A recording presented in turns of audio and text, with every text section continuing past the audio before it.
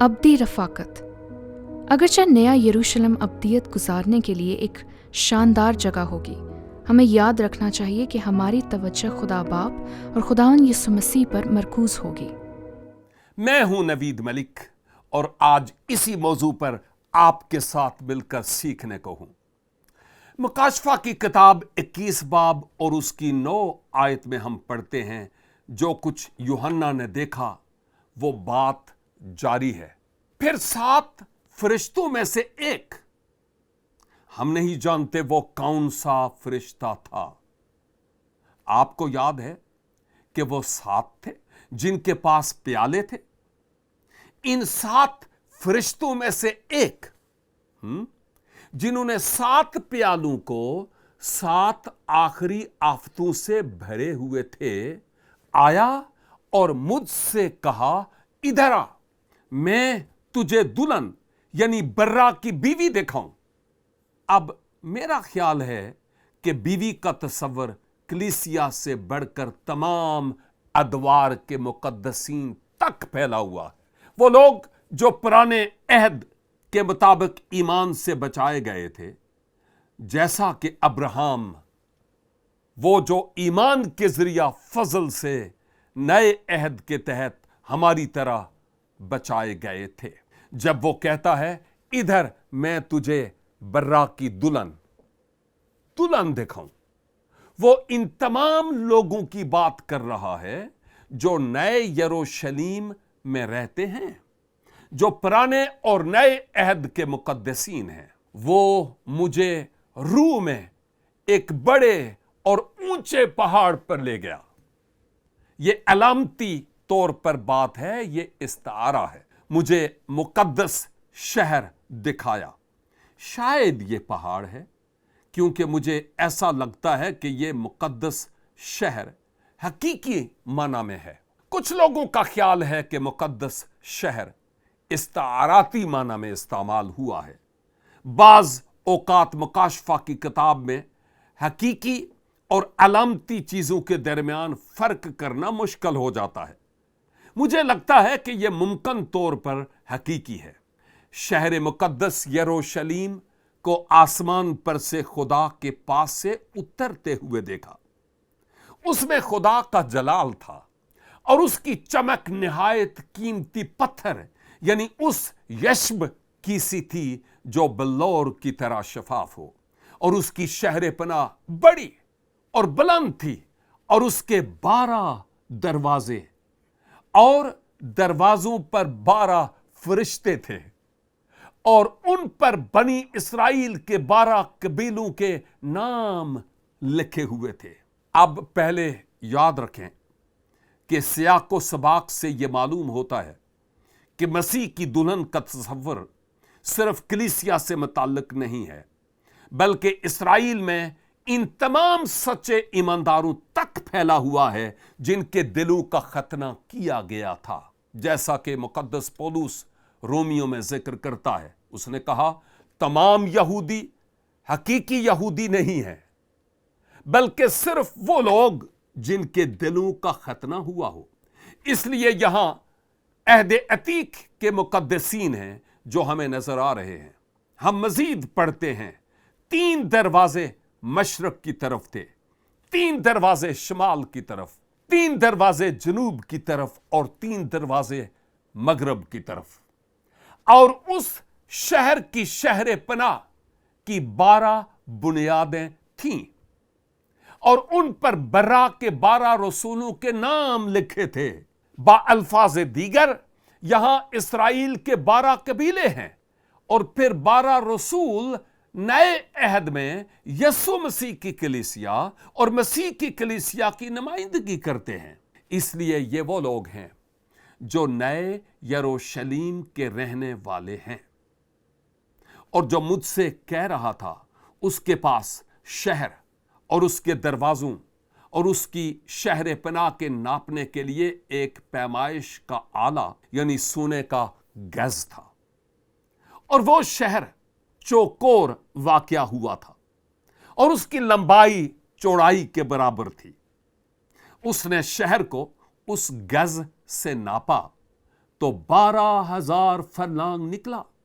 उसकी लंबाई और चौड़ाई और ऊंचाई बराबर थी, और उसने उसकी शहर पनाह को आदमी की यानी फरिश्ता की पैमाइश के मुताबिक नापा तो 144 हाथ निकली। अब यह बात इस हकीकत की तरफ इशारा करती है कि यहां एक हकीकी शहर है।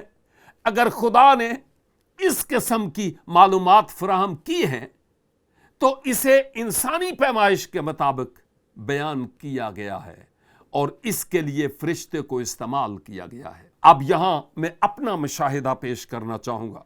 फर्ज करें कि यह मुकद्दस शहर का हकीकी मंजर है और इसका हुज्म काफी हैरान कुन है। मैं इस बात को सादा तौर पर बयान करना चाहूंगा। 12,000 फरलांग जो कि 1400 मील की लंबाई, चौड़ाई और ऊंचाई बनती है। दूसरे लफ्जों में यह चौकोर शहर है और इसकी बुनियादें 2 मिलियन मुरब्बा मील के करीब थीं। यह इंग्लैंड के मुल्क से 4 गुना बड़ी जगह और लंदन से 15,000 गुना बड़ा शहर है। इसलिए यहां एक बहुत बड़ी जगह की बात हो रही है अगर यह हकीकी माना में है। ताहम अगर शहर के मुख्तलिफ दर्जात हैं और हर मंजिल 12 फुट के बराबर है तो यह महज क्या साराई है। लेकिन अगर यह हकीकत है तो शहर की 6 लाख मंजिलें हैं। दूसरे लफ्जों में अरबों लोग नए यरूशलेम में रह सकते हैं। हमारे पास काफी जगह होगी, इसलिए यह काबिल फहम है कि यह हकीकी माना में है, क्योंकि यह इंसानी पैदाइश के मुताबिक आगे बढ़ते हुए वो ये कहता है, मैंने उसमें कोई मकदस ना देखा, इसलिए कि खुदा कादर मुतलक और बर्रा उसका मकदस है। अब यहां एक चीज जहन में रखने वाली है कि अगर 1000 साला बादशाही हकीकी माना में होगी, क्योंकि पुराने अहदनामा में इसराइल से निहायत शानदार वादे किए गए हैं जो पूरे होंगे, और इनमें से एक वादा खुसूसी तौर पर हिजकियेल के आखिरी बाब में बयान किया गया है। 1000 साल के दौरान एक नई हैकल बनाई जाएगी जहां लोग इबादत करेंगे। मैं इस बात की तरफ इसलिए तवज्जो दिला रहा हूं कि इसका ताल्लुक अब्दियत से है, क्योंकि इसमें कोई हैकल नहीं है। खुदा मकदस है, बर्रा यसु उसका मकदस है, और उस शहर में सूरज या चांद की रोशनी की कुछ हाजत नहीं, क्योंकि खुदा के जलाल ने उसको रोशन किया हुआ है और बर्रा उसका चिराग है, और कौमें उसकी रोशनी में चलें फिरेंगी और जमीन के बादशाह अपनी शान शौकत का सामान उसमें लाएंगे, और उसके दरवाजे दिन को हरगिज बंद न होंगे और रात वहां ना होगी, और लोग कौमों की शान शौकत और इज्जत का सामान उसमें लाएंगे, और उसमें कोई नापाक चीज या कोई शख्स जो गनूने काम करता या झूठी बातें घड़ता है हरगिज दाखिल ना होगा, मगर वही जिनके नाम बर्रा की किताब हयात में लिखे हुए हैं। जहां तक नए यरूशलेम का ताल्लुक है, मेरा यकीन है कि नए यरूशलेम का ताल्लुक अब्दियत से है। हम 22 बाब में पढ़ते हैं, खुदा और बर्रा का तख्त शहर में होगा, इसके बंदे उसकी इबादत करेंगे, वो उसका मुंह देखेंगे। लेकिन यह शानदार बात है क्योंकि नए यरूशलेम में हम खुदा के चेहरे को देखने के काबिल हो जाएंगे और ना हम हलाक होंगे। मूसा भी खुदा के चेहरे को नहीं देख पाया, और एक वजह यह है कि हम खुदा के चेहरे को देखेंगे, वो ये है कि वहां कोई गुनाह नहीं है। हम गुनाह से आजाद होंगे और वो उसका मुंह देखेंगे और उसका नाम उनके माथों पर लिखा हुआ होगा, और फिर रात ना होगी और वो चिराग और सूरज की रोशनी के मोहताज ना होंगे, क्योंकि खुदा खुद उनको रोशन करेगा और वो अब्दुल आबाद बादशाही करेंगे। अब्दुल आबाद, ये अब्दियत है। अब आए जमीन की तरफ वापस आते हैं, आए बाला खाना की तरफ चलते हैं, आए इस गुफ्तगू की तरफ चलते हैं जो यीशु ने अपने रसूलों के साथ की जब उसने कहा मैं जा रहा हूं। वो बहुत परेशान हुए और यीशु ने कहा तुम्हारा दिल न घबराए, तुम खुदा पर ईमान रखते हो ना, मुझ पर भी ईमान रखो। मेरे बाप के घर में बहुत से मकान हैं, अगर ना होते ना तो मैं तुमसे कह देता, क्योंकि मैं जाता हूं ताकि तुम्हारे लिए जगह तैयार करूं, और अगर मैं जाकर तुम्हारे लिए जगह तैयार करूं तो फिर आकर तुम्हें अपने साथ ले लूंगा, ताकि जहां मैं हूं वहां तुम भी हो। जरा नोट करें कि जोर जगह पर नहीं है, हालांकि ये एक जगह है। जोर खुद यीशु मसीह पर है, और इसीलिए उसूल ये है, अगरचे नया यरूशलेम हमेशा के लिए एक नाकाबिले तसव्वुर जगह होगी, हमें याद रखना चाहिए कि हमारी तवज्जो खुदा बाप और खुदावंद यीशु मसीह पर होगी। हमें इस तवज्जो को बरकरार रखने की जरूरत है। और अगर आप यूहन्ना 17 बाब की 3 आयत को देखें, वहां एक बड़ी दिलचस्प बात है जिसकी तशरीह में पहली बार कई साल पहले सुन चुका हूं, जब मैं वहीटन के ग्रेजुएट स्कूल में तालिब इल्म था, जिसने वाकई मेरी तवज्जो हासिल की। जब इस पर गौर करता हूं और देखता हूं तो यह गैर मामूली है, और इससे मुताल्लिक है जिसके बारे में हम बात कर रहे हैं। यूहन्ना ने लिखा और रिकॉर्ड किया, यीशु ने कहा और हमेशा की जिंदगी ये है कि, लेकिन हमेशा की जिंदगी है क्या? कि वो तुझ खुदाए वाहिद और बरहक को और यीशु मसीह को जिसे तूने भेजा है जाने। कुछ लोगों का यकीन है कि हम खुदा और यीशु मसीह के साथ अब्दियत में जिंदगी गुजारेंगे ताकि उसे जाने। हम कभी भी वो नहीं जान पाएंगे जो हमें बाप और बेटे से मुताल्लिक जाना जा सकता है। यह हमारे फहम से बालातर है। यहां एक सवाल पूछना चाहूंगा, इस सब में 1000 साल बादशाही कहां फिट होती है? यह 1000 साल कहां है जो मुकाशफा की किताब में एक हकीकत मालूम होती है, जिस पर हमने गौर किया है, जहां 5 बार जिक्र किया गया है कि 1000 साल की बादशाही होने वाली है, जहां शैतान को बांध दिया जाएगा और हम मसीह के साथ बादशाही करेंगे। इस बात से मुताल्लिक कुछ दिलचस्प सवालात पैदा होते हैं, क्योंकि अगर ये अब्दियत से मुताल्लिक है और अगर वाकई जब यीशु हमें इस जमीन से उठा ले जाएगा तो हमें बिल्कुल नए जिस्म मिलेंगे, जिनका पहला कुरिन्थियों 15 बाब और पहला थिस्सलुनीकियों 4 बाब में जिक्र मिलता है, और हम फौरन नए यरूशलेम में रहने के लिए जाते हैं। यह सब के लिए होगा।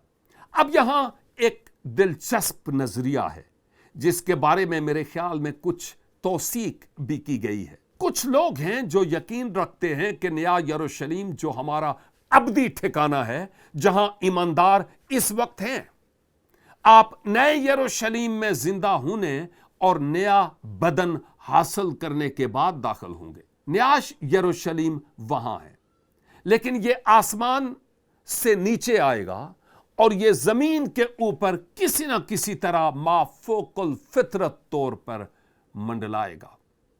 लेकिन यह बात खुदा के जहन में बहुत मंतकी है, और कुछ लोग यकीन रखते हैं कि यह मंडलाता हुआ शहर हर दौर के वो तमाम मुकद्दसीन होंगे और हम मसीह के साथ बादशाही करेंगे। हम आएंगे और जाएंगे, वो आएगा और जाएगा, लेकिन हम यीशु मसीह के साथ अपने जलाली बदनों में इस जमीन पर बादशाही करेंगे जो इस 1000 सालों के दौरान मौजूद होगा। इस 1000 साल के आखिर में दूसरी आमद होगी, जब मसीह मुकद्दसों के साथ आएगा। वो कहीं से आने वाले हैं اور اگر ہم ابھی اس جگہ جائیں گے تو وہ کہیں سے آنے والے ہیں. ہم اس کے ساتھ بادشاہی کرنے آئیں گے اور اس کے ساتھ ہوں گے جب وہ زمین کی عدالت کرے گا. اور پھر بڑے سفید تخت کی عدالت ہوگی اور پھر نیا آسمان اور نئی زمین ہوگی اور پرانا آسمان اور زمین ختم کر دی جائے گی جیسا کہ پطرس نے بیان کیا ہے، اور پھر ابدیت کا ایک مکمل تصور پیش کرتا ہے. اور اگر یہ نظریہ درست ہے تو نیا یروشلم اس تباہی کے ذریعہ ختم کر دیا جائے گا، اور ایک مرتبہ جب نیا آسمان اور نئی زمین ہوگی تو نیا یروشلم پھر اوپر سے نیچے زمین پر آئے گا. اور یہی کچھ یوحنا نے ابدیت کے لحاظ سے دیکھا. میں نہیں جانتا کہ یہ بات کہاں تک درست ہے، لیکن یہ بات میرے نزدیک قابل فہم ہے جب آپ پورے منظر نامے کو دیکھتے ہیں. اس لیے جو کچھ یوحنا نے لکھا یہ وہ معلومات ہیں جو کہ پورے پرانے عہد نامہ میں نظر آتی ہیں، خاص طور پر انبیاء اکبر میں اور کچھ انبیاء اصغر کی کتب میں بھی، خاص طور پر زکریا کی کتاب میں 1000 سال کے لحاظ سے اور ان پیشن گوئیوں کے تعلق سے جو اسرائیل اور یسوع مسیح کے بدن سے متعلق پوری ہوتی ہیں. تاہم چونکہ ہم باپ اور یسوع مسیح کو جاننے کے لیے ابدیت میں زندگی گزاریں گے تو ہمیں اس وقت باپ اور بیٹے سے متعلق اپنے تعلق کو کس طرح دیکھنا چاہیے؟ اس سوال کا جواب دینے کے لیے میری ایک پسندیدہ دعا ہے جس میں پولس افسیوں کے لیے دعا کرتا ہے. میں دعا کرتا ہوں کہ ہمارے خداوند یسوع مسیح کا خدا جو جلال کا باپ ہے تمہیں اپنی پہچان میں حکمت اور مکاشفہ کی روح بخشے. آپ نے دیکھا، خدا چاہتا ہے کہ ہم خدا اور یسوع مسیح کو جاننے کے لیے ابھی سے آغاز کریں اور تمہارے دل کی آنکھیں روشن ہو جائیں تاکہ تم کو معلوم ہو کہ اس کے بلانے سے کیسی کچھ امید ہے اور اس کی میراث کے جلال کی دولت مقدسوں میں کیسی کچھ ہے. آپ نے دیکھ لیا کہ ہم ابدیت اس کام میں گزاریں گے کہ اس کے بلائے جانے کی امید کو سمجھیں. ہم ابھی شروع کر سکتے ہیں. میں دعا کر رہا ہوں کہ آپ کو معلوم ہو جائے اس کی میراث کے جلال کی دولت مقدسوں میں کیسی کچھ ہے. مجھے یقین ہے کہ یہ صرف ہماری میراث کے بارے میں بات نہیں کر رہا ہے. ہم اس کی میراث ہیں جو خدا نے یسوع کو دی تھی، اور ہم ایمان لانے والوں کے لیے اس کی بڑی قدرت کیا ہی بے حد ہے، اس کی بڑی قوت کی تاثیر کے موافق. آپ جانتے ہیں کہ وہ قوت جو کہ زمین اور آسمان کو تباہ کر دے گی، یہ وہی قوت ہے جس یسوع کو مردوں میں سے زندہ کیا، وہی ہمارے نئے جسم ہمیں دے گا اور وہ نئے آسمان اور نئی زمین کو بنائے گا. وہ قوت ہماری سمجھ سے باہر ہے، لیکن خدا چاہتا ہے کہ ہم اب اسے جاننا شروع کریں، کیونکہ ہم اس عمل کو جاری رکھنے میں ابدیت گزاریں گے جو کہ ذہن کو الجھا دینے والا ہے. اس کے باوجود میں اس عظیم حقیقت پر ایمان رکھتا ہوں